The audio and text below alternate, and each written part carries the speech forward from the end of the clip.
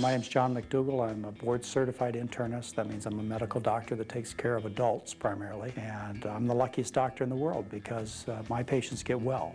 Looking at the meat and the dairy group, of those two groups, which should I give up? The question is, you should give up the dairy group. You'll get much better results than giving up the meat group. And the reason is dairy is basically liquid meat. It has essentially the same macronutrient properties, the same amount of fat, cholesterol, protein, lack of fiber, and so on. They're very similar in their nutritional makeup, but dairy has some extra problems, allergy problems, autoimmune diseases that they cause. If I now drank milk or had a product with any kind of dairy product, tomorrow morning I would wake up with swelling and a great deal of pain. I think dairy is health food. They look at a block of cheese and they think strong bones. They don't think glob of fat. So psychologically, they eat dairy guiltlessly. And they eat large amounts without any reservation. So if I was going to give one powerful message to a patient, to a community, to a country, to a world, is get off the dairy. This kind of deception is not like damaging your TV or your car. I mean, these are your children. These are your husbands and wives and your mothers and fathers that are being hurt by this dishonesty. That's the problem. They should be ashamed of themselves. Now, from what we're learning, it's sort of ironic. It does keep grown-ups from growing old in a very special way. It gives them coronary artery disease. Milk creates an inordinate amount of phlegm. I have not had one sip of milk for 20 years. And I had a pretty juicy nose when I drank milk. I didn't connect the two.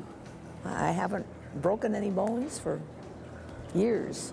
When they say milk has calcium, everybody needs calcium, they leave the consumer to make the connection that therefore milk is a good source of calcium, which is of course absolutely not true.